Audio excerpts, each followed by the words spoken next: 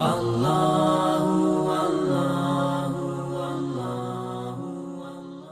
بالله من الشيطان الرجيم بسم الله الرحمن الرحيم وكأي من قرية هي أشد قوة من قريتك التي أخرجتك أهلكناهم فلا ناصر لهم أفمن كان على بينة من ربه كمن زين له سوء عمله واتبعوا أهواهم مثل الجنة التي وعد المتقون فيها أنهار من ماء غير آسن وأنهار من لبن لم يتغير طعمه وأنهار من خمر لذة للشاربين وأنهار من عسل مصفى ولهم فيها من كل الثمرات ومغفرة من ربهم كمن هو خالد في النار وسقوا ماء حميما فقطع أمعاءهم ومنهم من يستمع إليك حتى إذا خرجوا من عندك قالوا للذين أوتوا العلم ماذا قال آنفا أولئك الذين طبع الله على قلوبهم واتبعوا أهواءهم والذين اهتدوا زادهم هدى وآتاهم تقواهم فهل ينظرون إلا الساعة أن تأتيهم بغتة فقد جاء أشراطها فأنى لهم إذا جاءتهم ذكراهم فاعلم أنه لا إله إلا الله واستغفر لذنبك وللمؤمنين والمؤمنات واللہ یعلم متقلبکم ومثواکم صدق اللہ العظیم۔ ترجمہ: اے نبی صلی اللہ علیہ وسلم، کتنی ہی بستیاں ایسی گزر چکی ہیں جو تمہاری اس بستی سے بہت زیادہ زوراور تھیں جس نے تمہیں نکال دیا۔ انہیں ہم نے اس طرح ہلاک کر دیا کہ کوئی ان کا بچانے والا نہ تھا۔ بھلا کہیں ایسا ہو سکتا ہے کہ جو اپنے رب کی طرف سے ایک صاف و صریح ہدایت پر ہو وہ ان لوگوں کی طرح ہو جائے جن کے لیے ان کا برا عمل خوشنما بنا دیا گیا ہے اور وہ اپنی خواہشات کے پیرو بن گئے ہیں۔ پرہیزگاروں کے لیے جس جنت کا وعدہ کیا گیا ہے اس کی شان تو یہ ہے کہ اس میں نہریں بہہ رہی ہوں گی نتھرے ہوئے پانی کی، نہریں بہہ رہی ہوں گی ایسے دودھ کی جس کے مزے میں ذرا فرق نہ آیا ہوگا، نہریں بہہ رہی ہوں گی ایسے شراب کی جو پینے والوں کے لیے لذیذ ہوگی، نہریں بہہ رہی ہوں گی صاف شفاف شہد کی، اس میں ان کے لیے ہر طرح کے پھل ہوں گے اور ان کے رب کی طرف سے بخشش۔ کیا وہ شخص جس کے حصے میں یہ جنت آنے والی ہے ان لوگوں کی طرح ہو سکتا ہے جو جہنم میں ہمیشہ رہیں گے اور جنہیں ایسا گرم پانی پلایا جائے گا جو ان کی آنتیں تک کاٹ دے گا؟ ان میں سے کچھ لوگ ایسے ہیں جو کان لگا کر تمہاری بات سنتے ہیں اور پھر جب تمہارے پاس سے نکلتے ہیں تو ان لوگوں سے جنہیں علم کی نعمت بخشی گئی ہے پوچھتے ہیں کہ ابھی ابھی انہوں نے کیا کہا تھا۔ یہ وہ لوگ ہیں جن کے دلوں پر اللہ نے ٹھپا لگا دیا ہے اور یہ اپنی خواہشات کے پیرو بنے ہوئے ہیں۔ رہے وہ لوگ جنہوں نے ہدایت پائی ہے اللہ ان کو اور زیادہ ہدایت دیتا ہے اور انہیں ان کے حصے کا تقوی عطا فرماتا ہے۔ اب کیا یہ لوگ بس قیامت ہی کے منتظر ہیں کہ وہ اچانک ان پر آ جائے؟ اس کی علامات تو آ چکی ہیں، جب وہ خود آ جائے گی تو ان کے لیے نصیحت قبول کرنے کا کون سا موقع باقی رہ جائے گا؟ پس اے نبی صلی اللہ علیہ وسلم، خوب جان لو کہ اللہ کے سوا کوئی عبادت کا مستحق نہیں ہے، اور معافی مانگو اپنے قصوروں کے لیے بھی اور مومن مردوں اور عورتوں کے لیے۔ اللہ تمہاری سرگرمیوں کو بھی جانتا ہے اور تمہارے ٹھکانوں سے بھی واقف۔ میں نے آپ کے سامنے ابھی سورہ محمد کی آیات 13 تا 19 کی تلاوت کی اور اس کا ترجمہ پیش کیا۔ جیسا کہ آپ کو معلوم ہے کہ سورہ محمد کا سلسلہ وار درس قرآن چل رہا ہے۔ اس سے پہلے 1 تا 12 آیات کا درس پیش کیا جا چکا ہے۔ میں آپ کے سامنے 13 تا 19 کی تفسیر رکھنے سے پہلے 1 تا 12 آیات میں جو اللہ تعالیٰ نے چند ہدایات ہمارے سامنے رکھی ہیں ان کا خلاصہ پیش کریں۔ ان آیات میں اللہ تعالیٰ نے بیان کیا سب سے پہلے کہ اہل حق کون ہیں اور اہل باطل کون ہیں۔ اللہ تعالیٰ فرماتا ہے کہ جو کفر کرتے ہیں اور اللہ کے راستے سے روکتے ہیں وہ اہل باطل ہیں، اور اللہ ایسے لوگوں کے اعمال ضائع کر دے، اور جو لوگ ایمان لاتے ہیں اللہ پر اور اس کے رسول پر اور نیک اعمال کرتے ہیں وہ اہل حق ہیں، اور اللہ تعالیٰ ان کے حال کو سنوار دے۔ آگے یہ بتایا گیا ہے کہ اہل حق جب اہل باطل سے ملیں یا ان کی مٹ بھیڑ ہو تو اہل حق کا کیا رویہ ہونا چاہیے اور کیا برتاؤ ہونا چاہیے۔ ایسے موقع پر فرمایا کہ ان کی گردنیں مارو اور ان کی طاقت کو کچل دو یہاں تک کہ وہ ہتھیار ڈال دو۔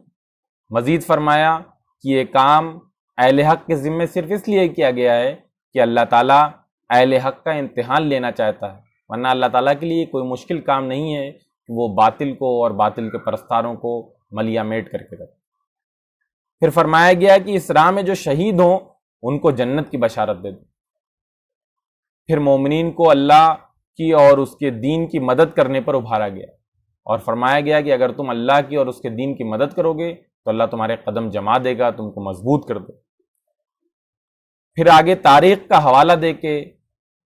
کفار کو اور اللہ تعالیٰ کی راہ سے جو لوگوں کو روکتے ہیں ان کو وارننگ دی گئی ہے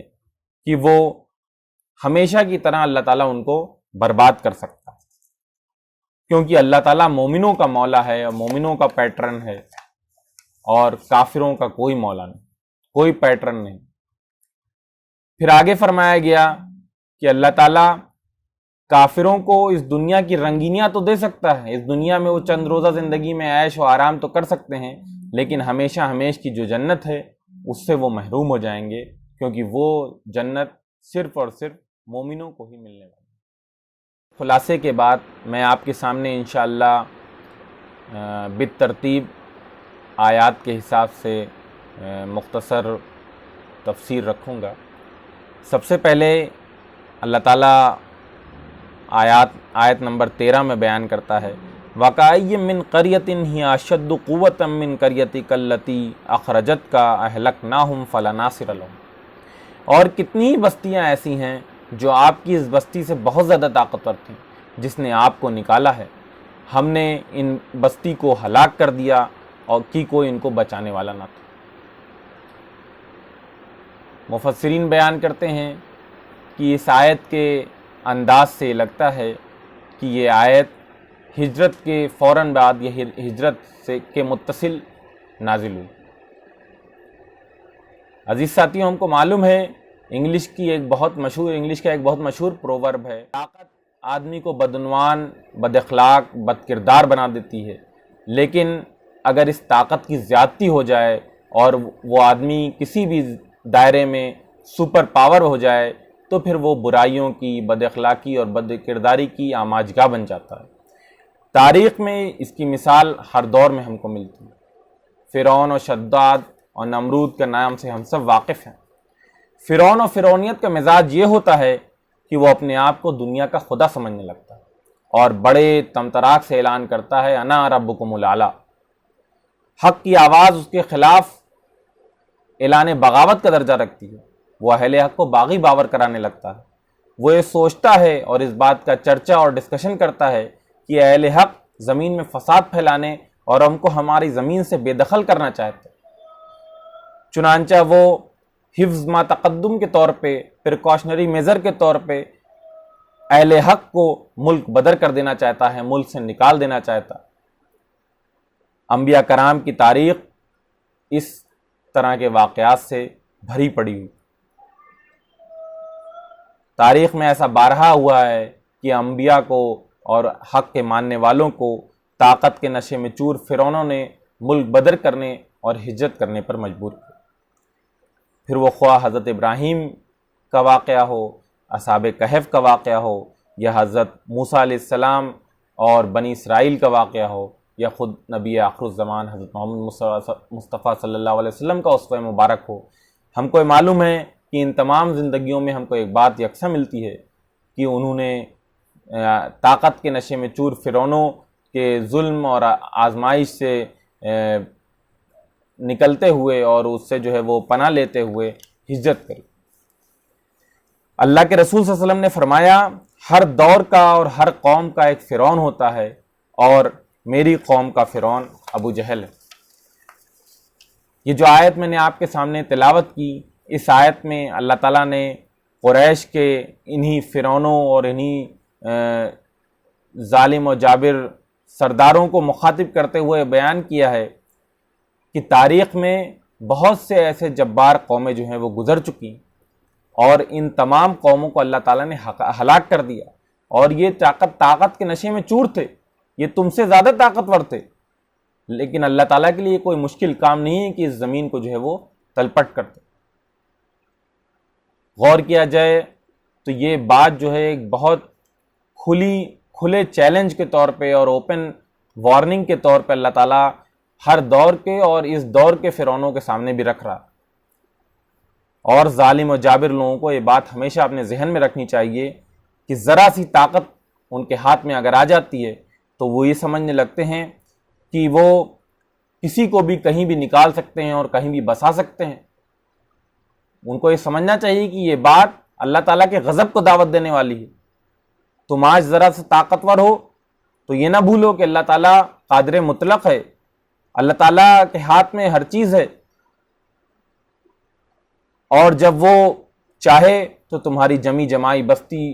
کو اور جمی جمائی دنیا کو الٹ سکتا ہے، یہ اس کے لیے کوئی بہت بڑی بات۔ اس آیت میں اہل حق کو بھی ڈھارس دلائی گئی۔ ہم کو معلوم ہے کہ اللہ کے رسول صلی اللہ علیہ وسلم جب مکہ سے نکل رہے تھے تو آپ نے بڑے درد بھرے لہجے میں بات بیان کی تھی کہ مکہ، خدا کے تمام شہروں میں سب سے بڑھ کر مجھ کو تجھ سے محبت ہے،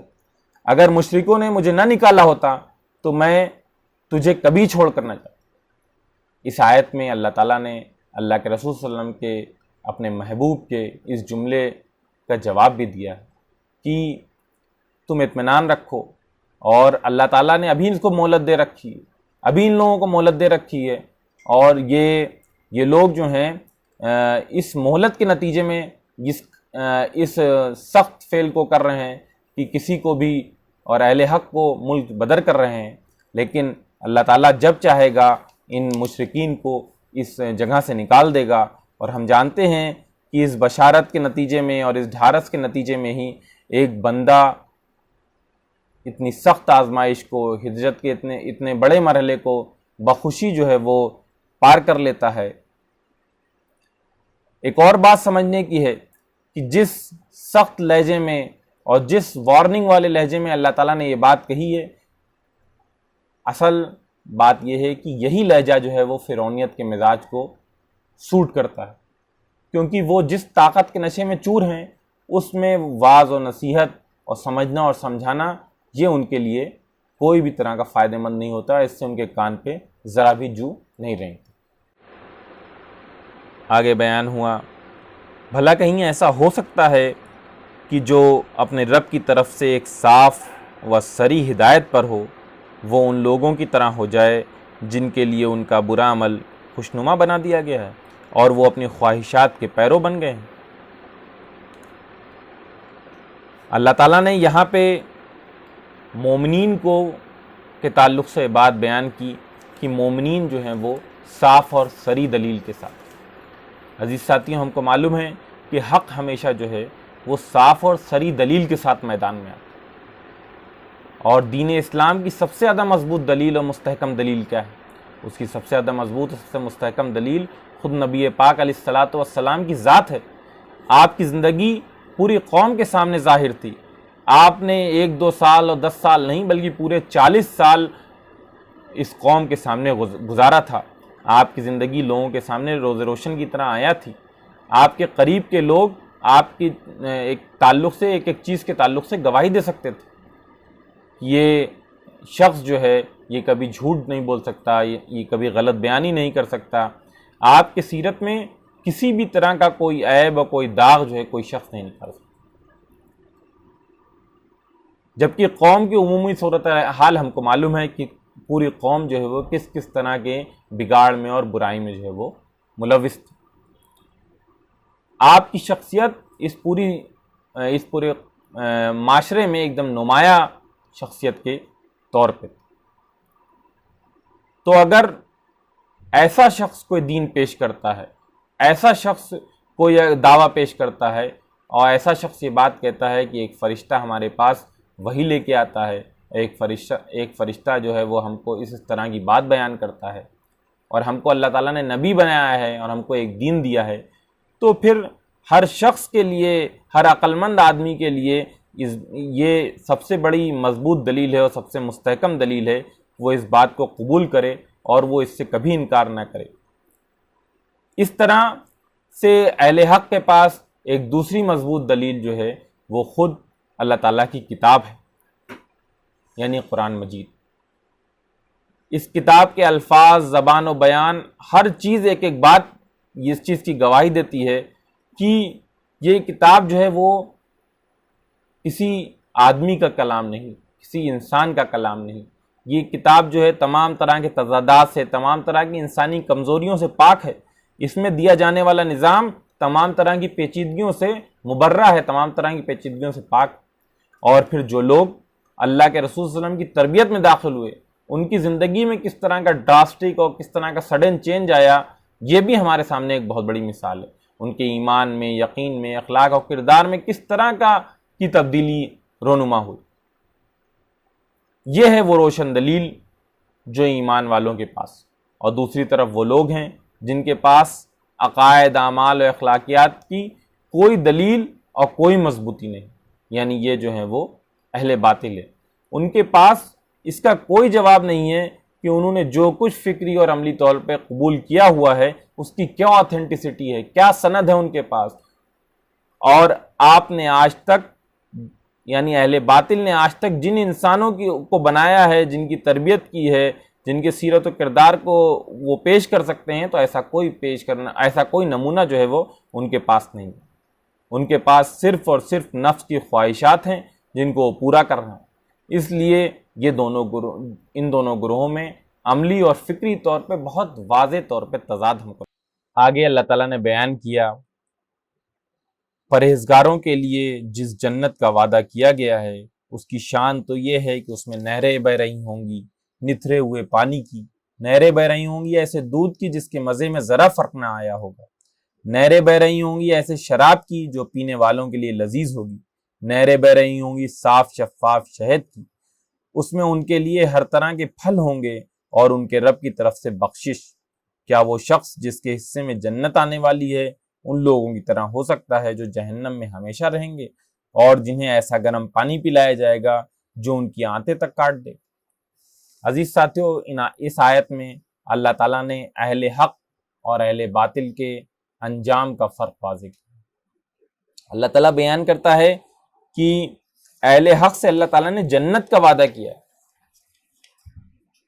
جس تقوی کی روش پہ وہ لوگ چلتے تھے اور جس سیرت و کردار کے وہ حامل تھے، وہ ایسی جنت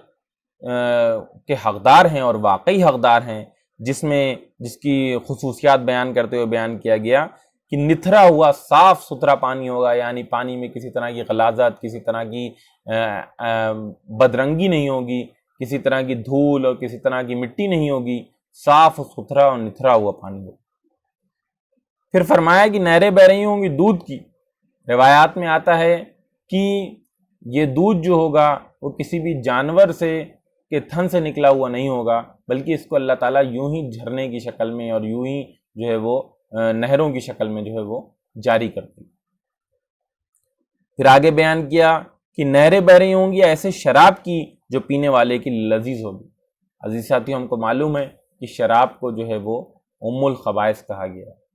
تمام جو ہے وہ خبائث کی ماں کہا گیا۔ لیکن یہاں پہ جس شراب کا ذکر کیا گیا ہے اور یہ جو دنیا کی شراب ہے، ان دونوں میں فرق۔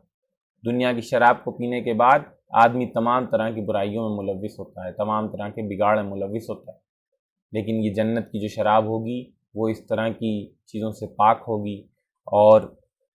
یہ پینے والوں کو صرف سرور دے گی، مزہ دے گی، لیکن وہ اس طرح سے آدمی کو مدہوش کر کے اور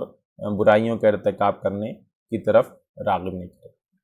پھر آگے بیان کیا کہ نہریں بہہ رہی ہوں گی صاف شفاف شہد۔ اس شہد کے تعلق سے بھی روایت میں بیان کیا گیا کہ یہ کسی مکھی کے ذریعے بنایا نہیں گیا ہوگا، بلکہ اللہ تعالیٰ نہروں کی شکل میں جاری کرے۔ پھر آگے اللہ تعالیٰ نے یہ بیان کیا گیا کہ اس میں ان کے لیے ہر طرح کے پھل ہوں گے اور ان کے رب کی طرف سے بخشش۔ رب کی طرف سے بخشش کا مطلب اور مغفرت کا مطلب کیا ہے؟ اس کا مطلب صرف اور صرف یہ ہے کہ انہوں نے جو بھی گناہ کر دیے ہیں، جو بھی ان سے غلطیاں اور لغزش دنیا میں ہو گئی تھی، ان لغزش اور ان گناہ کا دوبارہ ان کے سامنے کبھی کوئی ذکر نہیں ہوگا، وہ تمام چیزیں ان کے نامہ اعمال سے وہ مٹا دی جائیں۔ آگے بیان کیا گیا کہ کیا وہ شخص جس کے حصے میں یہ جنت آنے والی ہے ان لوگوں کی طرح ہو سکتا ہے جو جہنم میں رہیں گے، اور جنہیں ایسا گرم پانی پلایا جائے گا جو ان کی آنتیں تک کاٹ دے گا۔ ہم یہ کہہ سکتے ہیں اور بہت لوگ یہ کہہ سکتے ہیں کہ گرم پانی ایسا کیا آدمی کے لیے نقصان دہ ہوتا ہے، لیکن اللہ تعالیٰ نے اس گرم پانی کے نقصان یہاں پہ واضح کریں۔ وہ گرم پانی ایسا ہوگا جو اس کو جسم کو نقصان پہنچائے گا اور جس کے ایک اہم اعضاء یعنی آنت کو جو ہے وہ کاٹ دے گا۔ یہ ایک سخت آزمائش ہے جو اس کو بہت سی آزمائشوں میں سے جہنم میں دی جائے گی۔ ہم کو یہ معلوم ہے کہ جہنم میں مزید اور کس طرح کے آزمائش اور پریشانیوں میں لوگوں کو ڈالا جائے گا، اور جو بھی دنیا کی رنگینیوں میں جو لوگ یہاں مست ہیں، اپنے نشے میں جو چور ہیں، ان کو وہاں پہ کس طرح کے عذاب میں ڈالا جائے گا، لیکن وہ اس عذاب کی ایک چھوٹا سا عذاب یہاں پہ جو ہے وہ بیان کیا۔ آگے فرمایا گیا ان میں سے کچھ لوگ ایسے ہیں جو کان لگا کر تمہاری بات سنتے ہیں، اور پھر جب تمہارے پاس سے نکلتے ہیں تو ان لوگوں سے جنہیں علم کی نعمت بخشی گئی ہے پوچھتے ہیں کہ ابھی انہوں نے کیا کہا تھا۔ یہ وہ لوگ ہیں جن کے دلوں پر اللہ نے ٹھپا لگا دیا ہے اور یہ اپنی خواہشات کے پیرو بنے ہوئے ہیں۔ عزیز ساتھیوں، ہم کو معلوم ہے کہ ہر دور میں اور ہر جماعت میں کچھ نہ کچھ ایسے لوگ ہوتے ہیں جو منافق قسم کے لوگ ہوتے ہیں، دوغلے قسم کے لوگ ہوتے ہیں، جو اندر کچھ ہوتے ہیں اور باہر کچھ ہوتے ہیں، جو دکھاتے کچھ ہیں لیکن ان کی اصل حقیقت کچھ اور ہوتی ہے۔ ایسے لوگ اللہ کے رسول صلی اللہ علیہ وسلم کی جماعت میں بھی یقیناً موجود تھے۔ ایسے ہی لوگوں کا طرز عمل یہاں پہ ذکر کیا جا رہا ہے کہ وہ آپ کے پاس آتے ہیں اور بہت غور سے آپ کی باتوں کو بیٹھ کے سنتے ہیں، لیکن پھر جب وہ باہر نکلتے ہیں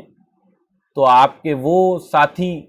وہ صحابی، وہ صحابہ کرام جو آپ کے اوپر پختہ ایمان رکھتے تھے اور جو ایمان و یقین کی دولت سے مالا مال تھے، جو علم کی دولت سے مالا مال تھے، ان کے ذہن میں شکوک و شبہات پیدا کرنا چاہتے ہیں،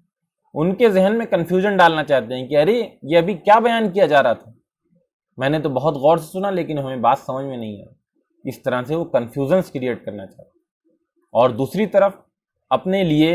ایک طرح کا ہیلا اور ایک طرح کا بہانہ تلاش کرتے ہیں کہ ارے یہ بات تو ہم کو سمجھ میں ہی نہیں آئی تو ہمیں اس پہ پھر عمل کیسے کریں۔ جبکہ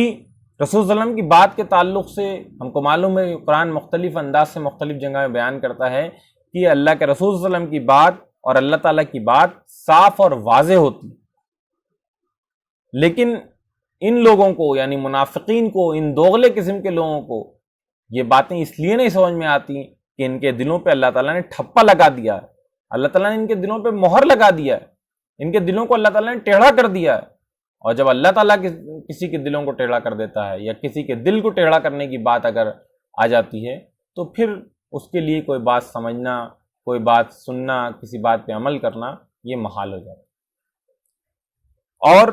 وہ اپنی خواہشات کو ہی ان کے لیے خوشنما بنا دیا جاتا ہے اور وہ اپنی خواہشات کے ہی بندے بن کر رہ جاتا ہے۔ فرمایا گیا والذین اہتدوا زادہم ھدی وآتاہم تقواہم،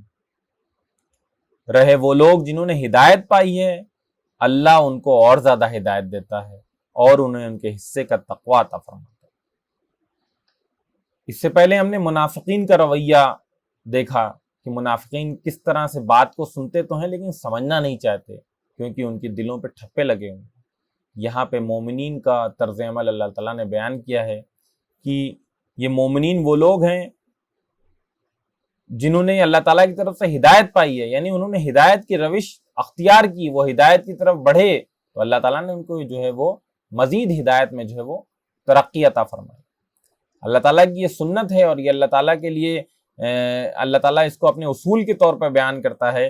کہ جو آدمی، جو شخص جس راستے پر بڑھنا چاہتا ہے اس کو اسی راستے کی طرف کی ہدایت دے دی جائے۔ فرمایا گیا فَهَلْ يَنظُرُونَ إِلَّا السَّاعَةَ أَن تَأْتِيَهُم بَغْتَةً فَقَدْ جَاءَ أَشْرَاطُهَا فَأَنَّىٰ لَهُمْ إِذَا جَاءَتْهُمْ ذِكْرَاهُمْ۔ اب کیا یہ لوگ بس قیامت ہی کے منتظر ہیں کہ وہ اچانک ان پر آ جائے؟ اس کی علامات تو آ چکی ہیں، جب وہ خود آ جائے گی تو ان کے لیے نصیحت قبول کرنے کا کون سا موقع باقی رہ جائے۔ اس آیت میں اللہ تعالیٰ نے فرمایا کہ یہ دین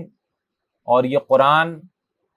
جو آیا ہے اور یہ نبی کی جو تعلیمات ہیں یہ بہت واضح ہیں، بہت کھلی ہوئی ہیں، اور فکری اور عملی طور سے تمام چیزیں تمام زاویوں سے واضح کر دی گئیں۔ ان تمام وضاحت کے بعد بھی جو لوگ ہٹ درمی میں مبتلا ہیں، جو لوگ ہدایت کو نہیں اختیار کرنا چاہتے، جو ہدایت کو نہیں پکڑنا چاہتے،